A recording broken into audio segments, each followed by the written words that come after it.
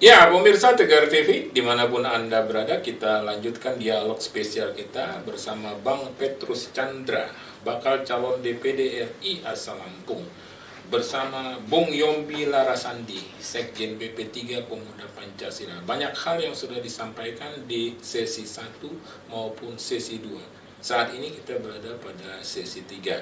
Di sesi kedua, kita ini terputus karena waktu juga ini, Bang Petrus Chandra, terkait soal yang apa yang ingin abang buat untuk Lampung. Tadi ada budaya, sosial, dan ekonomi. Kita masuk di budaya dulu, Pak. Ya, silakan budaya. Jadi saya mengatakan bahwa majunya suatu bangsa, negara, atau suku, dia dari budayanya. Oke.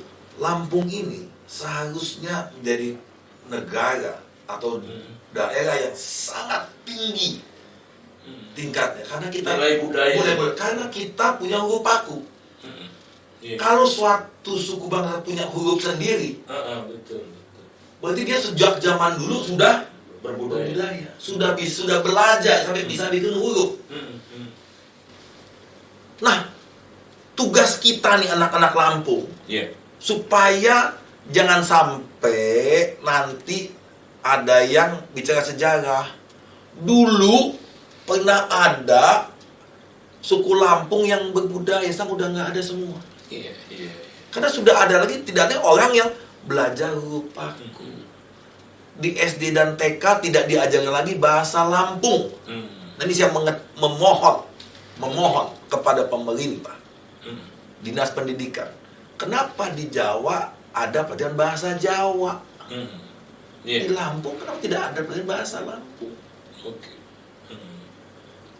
Jadi saya ingin mengetuk hati para Bapak Gubernur, Bapak Bupati, Wali Kota. Mari kita angkat budaya kita supaya kita tidak jadi anak durhaka yang tidak melestarikan warisan nenek moyang kita. Termasuk tenun tapis tadi. Yang kedua, tenun tapis. Gimana itu? Kalau kita ke Jogja, Iya. ke Pekalongan, pulang bawa apa? Bawa batik, Oh, betul. bawa gudeg. Iya, betul. Iya. Orang ke Lampung apa yang dibawa? Hmm. Paling pempek. Punya orang Palembang tuh. Oh, iya. Padahal kita punya budaya namanya menapis. Menapis itu, saya Bapak bayangkan, kalau ada 10.000 anak menapis bersama. Nah, itu bisa jadi sebuah rekor, Pak. Kadang-kadang banyak sekali saya melihat di Jawa, di mana, di rumah itu ada tenunan ayat Al-Quran. Ayat-ayat Al-Quran. Iya. Bapak bayangkan, Iya, ayat kalau kursi. kalau di setiap rumah, Saya punya itu di rumah. tapi itu tapis Lampung nggak, Pak? Kalau di setiap rumah mulai orang Lampung ada ayat kursi yang diberi tapis Lampung, bangga nggak, Pak? Betul. Dan kalau orang datang ke Lampung, ke pejabat, hadiahkan jangan itu. hadiahnya tapis Lampung. Mudah-mudahan nanti kita akan bicara dengan Pak Sandiaga Uno untuk ini sudah ada, Pak. Termasuk pariwisata itu. Iya, Betul. iya. Sudah ada ide yang sangat bagus dari satu bupati. Iya. Dan mungkin saya salah pendukung utamanya waktu itu. Dan tangan teruskan supaya orang datang itu di Jogja itu orang belajar, orang bule belajar membatik. Iya. Kenapa enggak dia belajar menapis? Betul. Dan setiap datang tamu negara datang ke Pak Jokowi, hadiahnya tapis dari benang emas Lampung. Bung Yombi ini, Bang Petrus asli anak Lampung ini ya.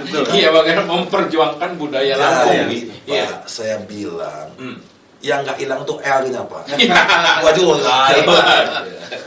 Itu kalau soal terkait ekonomi, karena Bang Petrus kan Dewan Penasehat Pengusaha, termasuk UMKM barangkali. sangat, Pak. Itu bayangkan, Pak, kita punya 270 juta penduduk Indonesia. Kalau dibagi satu rumah itu 5 manusia, itu ada 40 atau 50 juta rumah. Yang 70% Muslim, Pak. Begitu 30 juta rumah Muslim. Kalau setiap rumah itu ada ayat kursinya, tapis Lampung, Pak. Bagaimana Badan Pemuda Pancasila? Luar biasa. Iya kan? Nanti tamu negara Itu Iya. Lampung. Nanti kalau orang datang ke Lampung, oleh-olehnya apa? Orang lain bawa batik, kita bawa tapis. Kayak di rumah semua teman-teman tadi Jawa, ayat kursinya tapis Lampung.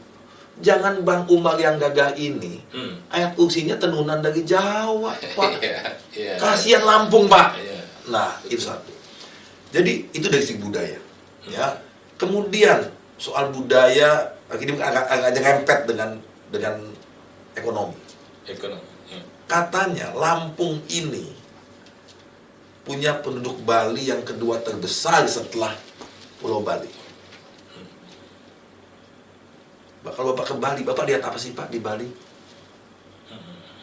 Wisata atau Apa? Pantai. pantai? Bagus pantai Mutun, Iya. Pahawa itu lebih bagus daripada pantainya Pak. Pesisir barat. Si Barat. Betul. Kemarin saya datang orang surfing Pak. Betul. Boleh bilang, wah surfing di Lampung ini tidak kalah. Dia itu datang dari Brisbane, Gold Coast. Gold Coast itu namanya surfer paradise. Surganya surfer. Dia bilang, aduh ombak di Lampung dikui lebih bagus. Tapi cuma 1-2. Kenapa kita nggak promosikan? Iya. Jadi kalau soal keindahan tidak kalah, Lampung ini punya gunung, kita di Gisting, Iya. di mana punya pantai. Tapi masalahnya budaya, hospitality. Iya. Mohon maaf nih, di Bali Oke. jam 1 malam kita jalan, kita masih rasanya nyaman. Kita tidak takut. Ya kan, Pak? Maka perlu pemuda Pancasila. Ya. Bagaimana orang pulang malam jangan takut dirampok. Iya, betul. Bujah. Jadi image Lampung pusatnya begal itu bisa hilang. Itu ganti Yombi. Iya. Yang tadi kata beliau dari apa? Dari haram jadah Menjadi sajadah. Itu konsep. Iya. Supaya orang ke Lampung tuh merasa nyaman. Iya, betul. Pantainya bagus, makanannya murah, Investor datang aman. Supaya aman tuh tugasnya nih. Iya. Adik-adik anak-anak saya ini Pak. Iya. Jangan sampai orang aduh di Lampung ini susah. Iya. Itu loh. Nah, kalau kita sudah mulai dengan budayanya yang tinggi, kita punya bakat karena kita punya huruf Lampung, huruf paku, kita punya bahasa Lampung. Kalau kita mulai di setiap sekolah, supaya orang dari Jawa ke Lampung bahasa Lampung, ge. Oh iya. Jangan kerja. Saya punya kawan-kawan, tapi tidak salah. Iya. Di Pringsewu sudah 3 turunan. Lah kakeknya lah yang di Lampung, bapaknya yang di Lampung, dia bahasanya bahasa Jawa. Iya. Walaupun dia nggak pernah pulang ke Jawa. Iya. Nah jadi Bapak sekalian, mari kita bangkitkan dan lestarikan budaya Lampung. Oke, menarik gitu. Ya, Pak? Itu, Bung Petrus Chandra. Ya, ini yang menarik juga ini adalah soal toleransi beragama. Kalau saya lihat ini Bang Petrus Chandra seperti kita dengar tadi juga ya sebagai Indo Koperasi Tani dan sebagainya. Ini gimana menurut konsep toleransi? Silakan Bung Yombi. Bung Yombi dulu. Jadi sudah tepat sebenarnya pada saat memang beliau kita di bidang di PP di Pemuda Pancasila ini, saya rasa kalau bicara masalah toleransi dengan Pancasila, toleransi sudah selesai. Sebenarnya jadi di Pancasila negara itu berdasarkan Pancasila. Oke. Artinya mengedepankan toleransi. Salah satunya toleransi, artinya yang memiliki ketuhanan. Yaitu mulai kemanusiaan berbicara masalah persatuan. Setelah persatuan kita bicara masalah yuk kita gotong royong bersama persatuan. Baru kita bicara kesejahteraan. Nah pada saat tahapan-tahapan sudah lewati dan itu sudah selesai sebenarnya di tahap itu. Saya rasa salah satu tempat yang the right and the right place untuk kita sama-sama untuk menjaga persatuan Indonesia ini ya memang harus Pancasila. Pancasila ini. Gimana menurut Bang Petrus? Betul Pak. Kenapa saya mengajak anak-anak saya?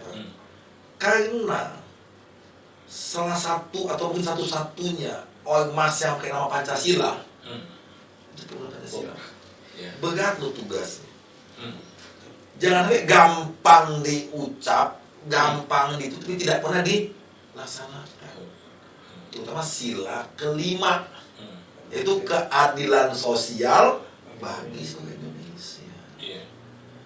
bangsa kita ini sangat fragile, terselip dikit masa. Dan saya bilang, mengapa perlu adanya kerukunan beragama dan toleransi beragama? Kalau Anda mengakui Pancasila, berarti sudah selesai toleransi itu. Kita nggak ngomong lagi. Kita tinggal mengimplementasikan. Orang aku Pak, setiap kalau dulu waktu saya SD Pak, setiap Senin itu upacara bendera. Betul. Waktu saya SD. Iya. Saya nggak tahu, saya anak SD masih nggak setiap minggu upacara bendera. Iya, iya. Baca Pancasila ya. Mungkin setiap bulan Pak Ustaz. Iya. Dulu setiap Senin itu kita harus Pancasila. Hari ini kan sebulan sekali. Dia tanggal 7. Saya nggak tahu lah. Coba tanya anak bapak. Itu yang mengesap di otak itu ada satu dari ketuhanan, Betul. pui kemanusiaan, Iya. persatuan Indonesia, Betul. kedaulatan dan saya mengutip dari salah satu tokoh besar di Indonesia. Semua itu sudah semua empat itu sudah hampir sukses. Yang kelima ini nih, Keadilan itu. banyak setiap kali ada mau pemilu, selalu diangkat keadilan belum merata. Selalu diangkat itu keadilan. Nah, kembali ke Lampung. Saya bicara sedikit agak ilmiah dan saintifik. Oke. Mengenai Gini rasio. Oke. Gini rasio. Gini rasio adalah suatu tolok ukur atau kesenjangan antara kaya dan miskin. Iya, gap. Gap. Kesenjangan. Jadi katanya semakin kecil gininya makin bagus. Betul. Lampung ini bagus Gini rasionya, rendah. Berarti katanya tidak ada kesenjangan antara kaya dan miskin. Kenyataannya. Iya. Oke. Kenapa begitu? Apa salah teorinya? Tidak. Di Lampung ini banyak orang miskin. Dibuktikan kita masuk sebagai provinsi 15 provinsi miskin. UMP kita terendah. Iya. Berarti banyak orang miskin dan sedikit orang kaya. Oke. Sehingga ketika dihitung, si kaya tidak mempengaruhi Gini rasio. Gini rasio yang kecil itu bagus kalau di atas. Jadi kayanya bareng. Kalau Iya. kita miskinnya bareng. Iya. Jadi secara teori Gini rasio rendah itu bagus kalau di tengah atau di atas. Oke. Nah, jadi bagaimana? Padahal dengan tidak hormat, Jawa itu kalau tidak ada tayahan gelap dia. Semua batu bara harus lewat tayahan. Apa ada pajak yang dinikmati oleh yang dari Bukit Asam? Si kereta api jalan itu kan ngeluarin asap. Yang ngisi asapnya siapa? Masyarakat. Orang Lampung. Orang Lampung, iya. Seharusnya kita mesti minta ada namanya ongkos polusi. Oh iya. Kau yang menikmati kita ngisep asapnya. Iya. Kalau di kampung tuh Pak, itu kalau di Jambi, di Kalimantan itu, desa tuh kalau batu bara dia minta uang debu. Oh. Kalau nggak dipasangin palang tuh. Enak aja kau katanya. Kau libat bawa batu bara, bawa sawit, tidak kena. Jadi pengusaha tuh harus bayar kepada pemuda Oke. uang debu. Iya. Insya Allah kalau misalnya Bang Petrus terpilih jadi anggota DPD memperjuangkan itu ya. Pak, kalau nggak ngapain saya pulang kampung? Ya. Kimakam sama Siapa lagi, Iya. ya kan? Betul. Iya. Kenapa orang Lampung tadi? Oke. Wah, kampung itu memang. Oke. Ya, jadi saya bilang bahwa kemudian dengan segala hormat kepada pengusaha besar di Lampung, pabrik tapioka terbesar mungkin di Asia Tenggara dari mana? Lampung. Lampung. Iya. Pabrik gula terbesar di Lampung. Tapi kadang-kadang gula di Lampung lebih mahal daripada di Jakarta. Nah, dengan segala hormat saya minta mengetuk hati para pengusaha besar. Kita berterima kasih. Kita mengatakan bahwa kita tidak mau mengusik yang besar. Iya. Kita tidak, tapi harus ada toleransi. Kontribusi ke rakyat. Mungkin ada CSR. Iya, betul. Kemana CSR? Udah CSR supaya rakyat tuh benerin. Tapi saya mengatakan terima kasih kepada para pengusaha besar yang sudah berinvest di kampung kami. Betul, betul. Tapi tolonglah, perusahaan Bapak dan Ibu bisa hidup tenang kalau rakyatnya Sejahtera. sejahtera. Betul. Kita nggak bisa sejahtera sendirian. Iya, betul. Dan kalau mau aman, ajaklah adik-adik kita nih bersama-sama. Iya. Dengan demikian terjadilah keadilan sosial bagi seluruh. Ada seluruh loh. Seluruh, ya. Itu aja Pak. Oke, menarik Bang Petrus Chandra dan Yombi Larasandi. Kita akan lanjutkan pada sesi berikutnya. Ya, ya pemirsa Tegar TV, dimanapun Anda berada, dialog spesial kita semakin menarik, tapi waktu juga lah yang membatasi dialog spesial. Saat ini kita berada pada ujung sesi ketiga. Kita akan lanjutkan pada sesi terakhir, sesi keempat. Jangan kemana-mana pemirsa, tetap di Tegar TV.